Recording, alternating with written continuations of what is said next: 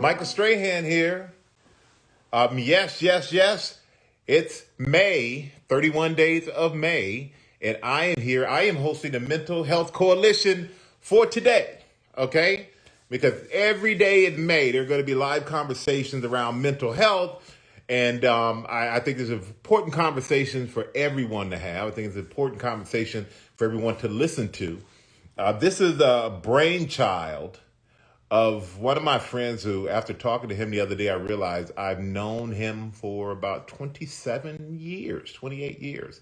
The one and only Kenneth Cole. He told me when he was founded MHC a while back, and well, even last year, and just like that, it's where we are, it's where it is today, all because of him and his vision that he had to help people out there understanding the time that we were in and how tough it has been on a lot of people to go through what all of us have been going through over the last year plus, which it's amazing. It's been over a year. And I want him to come in here and join me because I want to hear his reason for doing this. I want to understand why he decided to give so much of himself to help other people when I know that we all have had our own issues during this time. I'm glad you're here, man. I mean, you've always amazed me over our friendship and over our years because, I mean, we all know you're a successful businessman. You've done all these things, but you've never been short of giving. And it's one thing to give money. It's one thing to talk about something, but you, not only you do that, but you give so much time. Like you give your time, you create things. You are a creator. And when you came to me about the Mental Health Coalition at your office, we sat there. You talked about what you wanted to do. It was fascinating to me to actually watch you and learn from you, to see you do something that you don't have to do, but you wanted to do because you're a guy who has a great heart and you want to help people. So, what is this vision of yours? So, Michael, where did this ambition come from? So, you know what? I don't know. I'm going to save some of this, but let me just, I just became aware of this horrific pandemic that was just so pervasive, unlike anything any of us had ever seen. And I just became more and more aware of it. And it was apparent that 1 in 4 people apparently will live with mental health conditions in their lives. And I quickly concluded that it's not 1 in 4, it's 4 in 4, that it's everybody, everybody I know, because if it isn't you, it's somebody you love, somebody in the family, somebody in the community, somebody in the workplace, but we're all living with it. And it's so devastating and it's so debilitating. And most of the people who are living with it are unable to seek care because there aren't the tools and the capabilities for them to seek it, to access it. So we were working with NAMI, and then we started reaching out to others, and we eventually put together the largest mental health service providers in the country all came together, and to form what's now called the Mental Health Coalition. And what the mission is to marry needs to resources eventually, but right now our absolute focus is to end this horrible, debilitating stigma. So we're in very generous partnership with Instagram, Facebook/Instagram. We have set up what we're calling these one-to-ones, which is to encourage conversation, because it is these conversations that are so critical, and to promote the critical need for people to have these conversations, if not with a therapist, with each other, which is arguably maybe even more important, and to be vulnerable and to put yourself out there, and that vulnerability, in fact, is a strength, and to be empathetic, which is how you relate to other people who are going through this process and through this journey, and how to support them, which is something I've learned a lot from in a short period of time. So our goal, we're going to change culture. Every day for 31 days, we have an inspiring individual, few as inspiring as Michael Strahan, but people who will come on and bare their souls, tell their story, talk about their journey, how do they process all this. And essentially, we're all living with this stress. These are unprecedented times on so many levels, and as you and I have spoken about often. Yeah. And so, Michael, thank you. Thank you for all you do. Thank you all you did for so many. D-Nice is going to come on, and he has given so much hope to so many during this pandemic. He's introduced a new universal language of music at such a critical and extraordinary time. And then Dr. Hameed is going to come on. She's a clinical neuropsychologist who works with the Child Mind Institute. and who, by the way, is a founding partner of the coalition, and she'll help contextualize all of this, and she's extraordinary. Michael, I'm going to get out. But you put together 31 health organizations, mental health organizations to do this. I got one more question for you. You got 31 days. You're doing this for 31 days. That is very ambitious to be able to organize 62 people, at least 62 people to have these conversations. What do you hope that people get out of this? If they can tune in every day, if they can tune in one day, if they can tune in 15 days, what would be your ultimate goal if they got something out of this? People are going to see that it's okay to have conversations, and it's okay to put yourself out there and to be vulnerable, and that there's strength and vulnerability, and they're going to see how to encourage other people and have these conversations. And if people can do that, we can end this stigma, because that is so much. 2/3 of the people, and we're talking about tens of millions of people, are living with this, that can't seek help, that don't have the courage, don't have the conviction or the resources. And we're going to show them that it's all there, starting with that somebody that you're comfortable speaking to. And this is meant to be a precedent, an example of how this is done. And today, by one of the best and most compelling conversationalists that I know, named Michael Strahan. You don't know many people, that's why. Michael, you know Michael, I love you, and I thank you for doing this. And this is a really big deal for a lot of us who are inspired by you every day. And but I'm going to get out of the way, because D-Nice has so much more to share than I can, and I'll get the opportunity to do it other times. So I got to say, I love you, and on behalf of everyone who is tuning in, and for those who are going to catch this later, those who are going to catch the 20th, the 5th, the 3rd, whatever, thank you, Kenneth. Because I was there from the beginning to see how hard you worked on this and how much you care, and you're making a big difference in the world, which you've already done anyway. So thank you. And as much as I love you, I got to kick you out of here and bring in D-Nice. Thank you, Michael. DJ D-Nice. How you doing, man? Kenneth was just on. I thanked him for creating this whole MHC. And I want to thank you for joining me and helping kind of kick this thing off. And I want to thank you, too, because you got a lot of people through some tough times through music. And it was special what you created. And so for you, first of all, did you understand it? Did you know that when you created Club Quarantine, you're going to have that many people who looked at it and looked forward to it to help them kind of get through what we were all going through? You know, whenever I was feeling lonely or you know, somewhat depressed, you know, because the first 5 or 6 months was rough. Yeah. You know, like I wasn't with my family, and I just went on as many times as possible because I needed that connection. I would read the comments the way we're reading them now as we're having this discussion. And it's the people really got me through this, you know, and it's crazy because I sit at home and I would play music alone, but I felt like I was in there with thousands of people, with tens of thousands of people. And this community has just been amazing. And the fact that music is really saving lives has been one of the most important things that I've contributed to in my life. Yeah.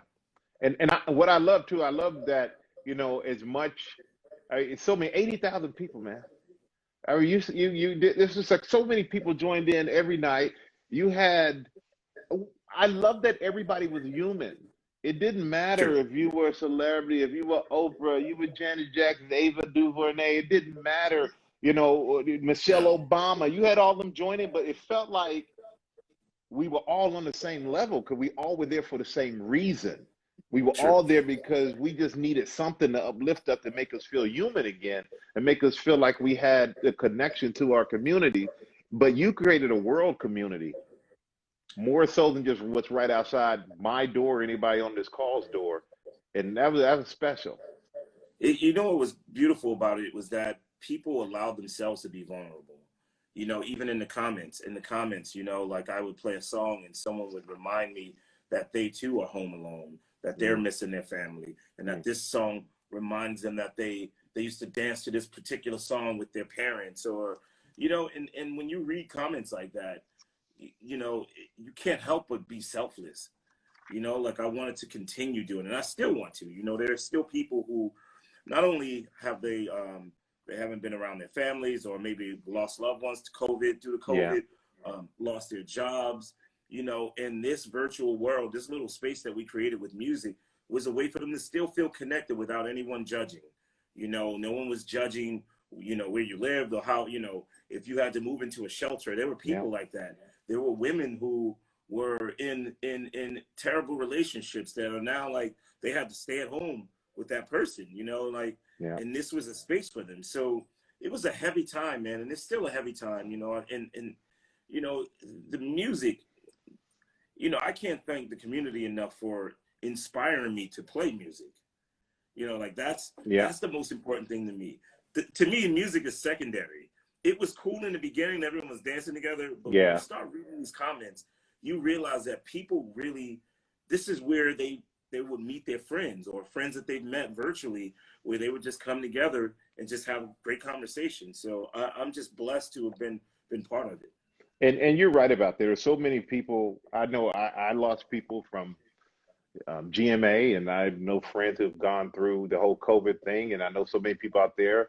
They may have lost someone due to COVID, and you know, want to send our best to all those families. But there's so much more going on too. We had everything going on with George Floyd, police brutality, Yes, you know, the protests, um, just the presidential election, like so much so much, man. stress, man, so much stress. And I know for me, sitting there every day at a desk in the middle of a pandemic, when you got to put on a like the like send people the news without really having it look like it affects you, is mentally challenging That was because that part. what as That far part as is challenging. yeah. And then you finish and you go home and you sit on the couch and you're like, it was almost like a trip, like a mind trip. I'm on here giving this information to people and all that, and I have to act like this information doesn't hit me hard because it does affect me. We are all human, and yeah, man, it's been the toughest year of my life. I can tell you that, mentally, Sure. without a doubt. I will say, like, one of the moments that stood out for me throughout the year was, you know, I bought a flight to go and be with my daughter that first week. And that Friday, I just felt like I just kept reading the comments, and I would read comments from people that were like, wow, this is really saving me. You know, one day D-Nice isn't going to do this. He's probably going to leave us soon. And I had to make a decision between flying to Michigan to be with my daughter versus doing something that was going to be so impactful for people. Now, I didn't think it was going to go on a year and a half. You Yeah, know, I figured like, hey, at least let me just do this for like 2 to 3 weeks. And that's what I thought it was going to be. And so I decided to not get on that plane. I decided to stay where I was and to do something that was providing an escape for so many people.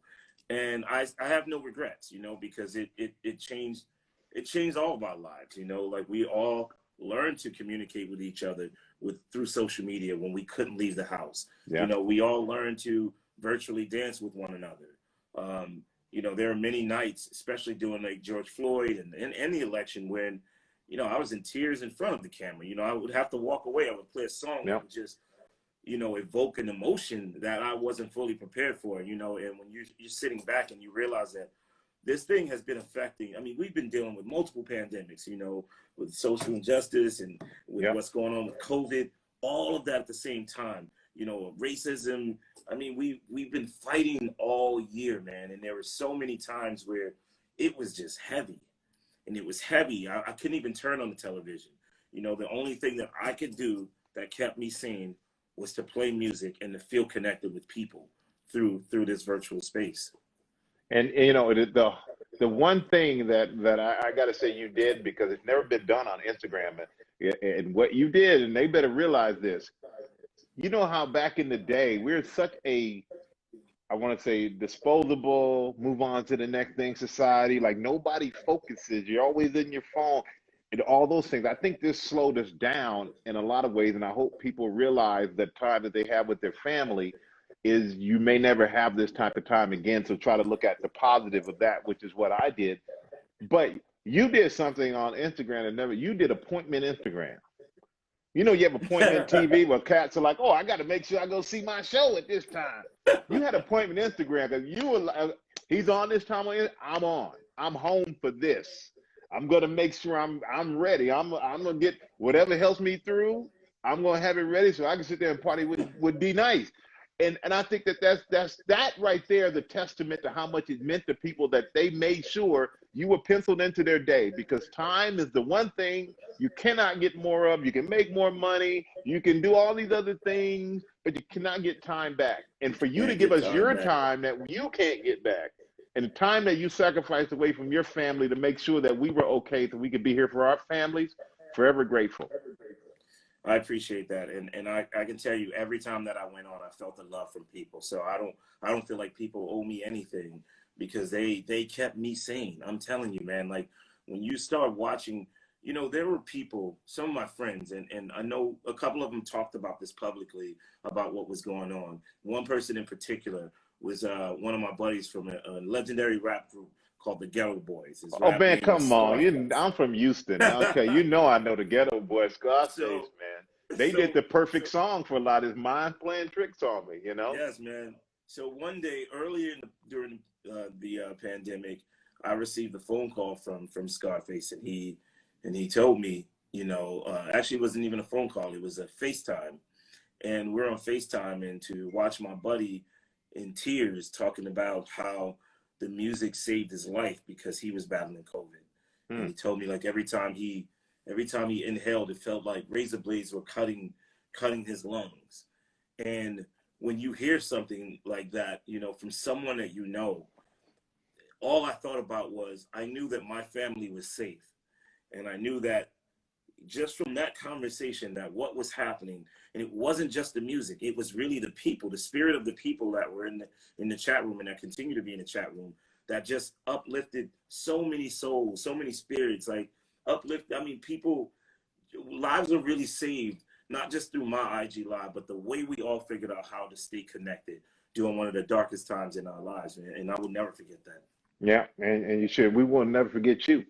We'll never forget you, You man. know, And I want to bring somebody else into our conversation. This is let's a do it. doctor, Dr. Kenya Hameed. She's from the Child Mind Institute. So Child Mind Institute is perfect for my mind, everybody, the child mind. So here we go. Dr. All right, Kenya here she Hi goes. there, Hamid, everyone. how you doing? How you doing? How you doing? I am And feeling good. but we really appreciate you joining us with this, and you give a different perspective from child mind from the Child Mind Institute, because I'm a father. D is a father as well. This has been a hard year for the parents. Hmm. So how do we help our kids? How do we help our kids get back to an every normal, as normal as we can make it, kind of routine in life, and kind of get away from living through a screen like we're doing right now, which is just necessary. But how do we kind of get back on the other path? So, what I would say is that kids are incredibly resilient, and parents really shouldn't overthink this. It's just putting one foot in front of the other. You do these sort of small things where maybe you were masking every time you were outside, and now there's so many more people that are vaccinated. And so maybe you've got your mask at your chin, and then somebody, you're walking past somebody and you're more mindful about, putting it up. So I think Yeah. it's those sort of little moments that culminate into the blink of an eye, right? Because it's time. Time just goes by so fast, where everybody is returning to normal activities that they were doing prior to the pandemic. And how is D-Nice is he's a musician. How is music a part of therapy? Well, I can't tell you how important music is.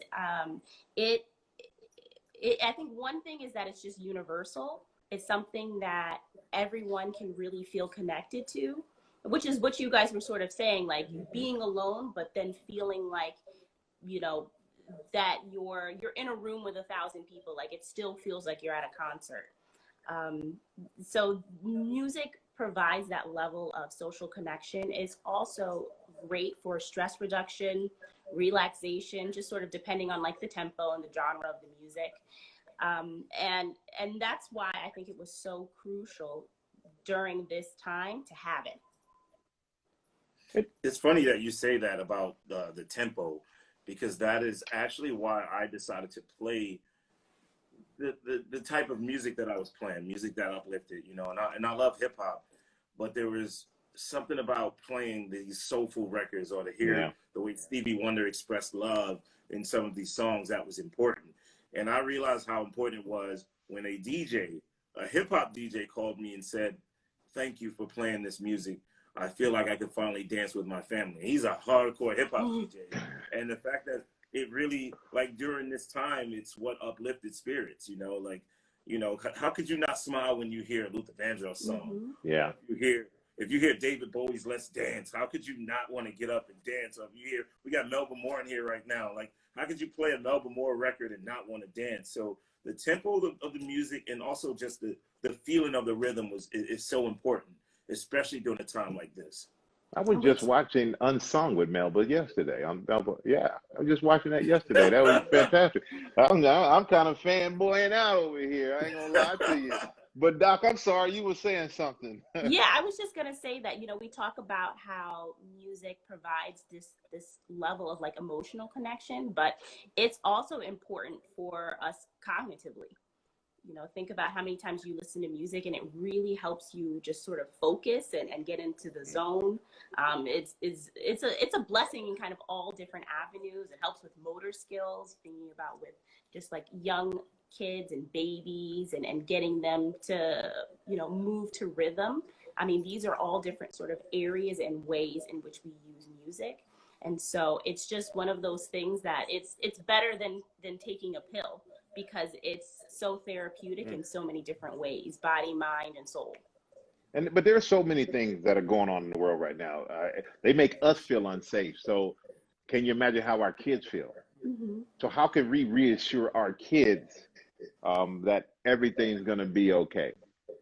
I think that would be by leading by example. So, as parents, there's a lot that is scary, but I think if you can show your kids that you can handle it, that you yourself can handle it, and you're giving them education on ways to stay safe, so that if they encounter a situation that can be, scary or unsafe, they know how to handle it, or they have enough information to sort of avoid altogether, an unsafe situation.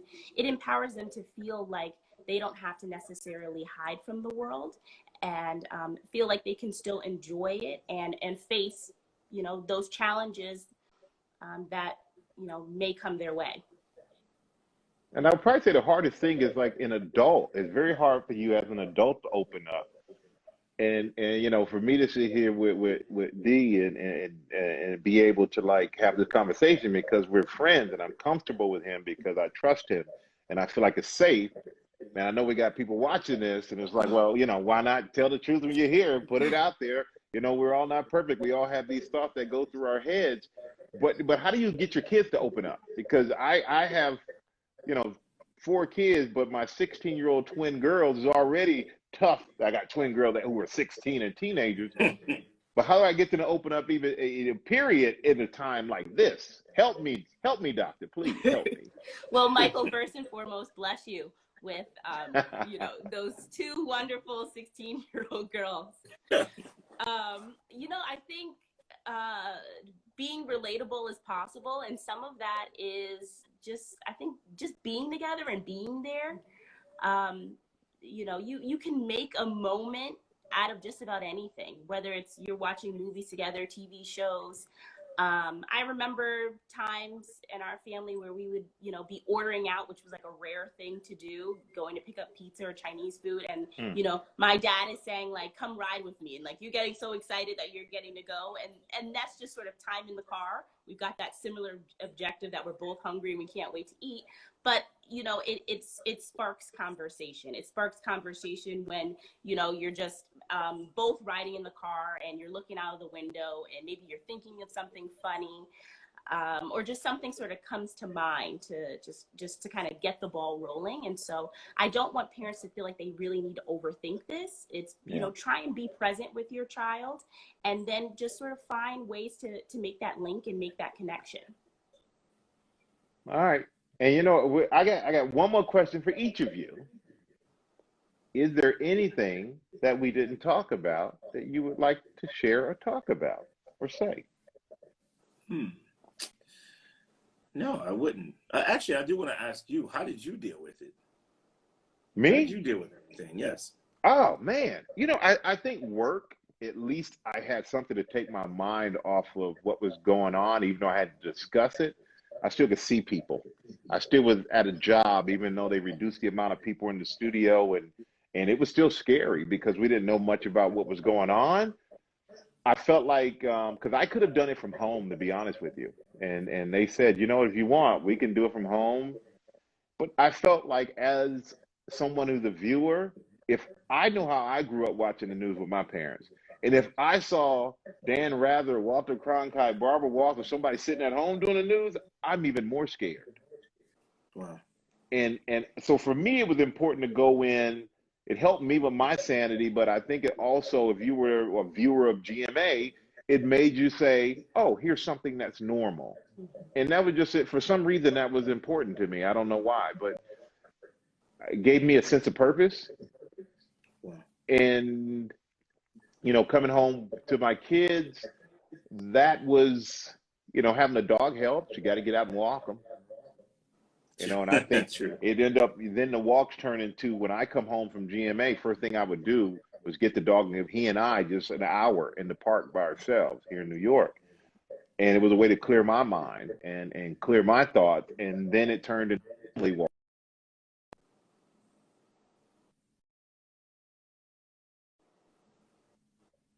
which ended up being great way to connect with the kids and also kind of get out and just do something different.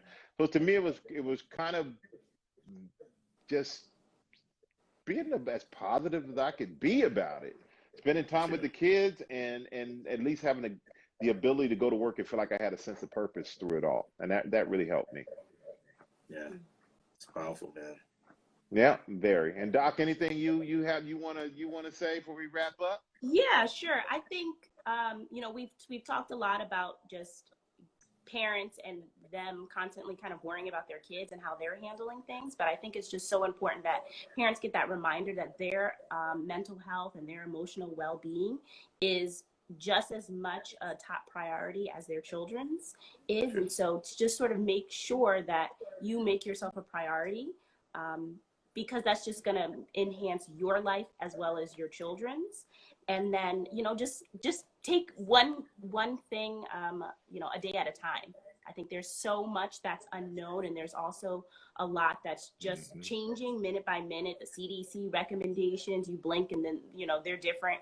And so the decisions that we make are just based on the facts and the information that you have at the time. And so I think sort of trying to worry about the months ahead, the weeks ahead, and trying to plan for those things are sometimes they're just not realistic. And so just thinking about being as present as possible and just taking it one step at a time can sort of help you with with your Mm, just kind of own sanity. yeah.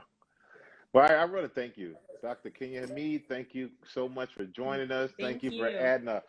Thank you for bringing that level of conversation in. I think you helped a lot of people, DJ D-Nice. Thank you for being open, my brother, and just talking to me about what we're going through and how you really help so many people. And I hope you realize that how grateful we are for you. And I'm grateful that both of you joined me for this conversation. And I've been having your new song with Neo on repeat, by the way, man. So proud of you, my brother. I'm proud of you. Thank you, But man. but Thank you. thank you guys. Want to thank the Mental Health Coalition for having me, my buddy Kenneth Cole for creating this whole thing. And there's 31 days, everybody, 31 days in a row that you 31. can get this, okay? So make sure you tune in every day.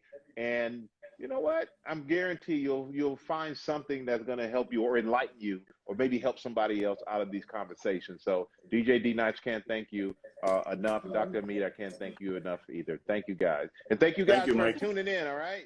Everybody have a good night. All right. All right. Good night, Take everyone. care.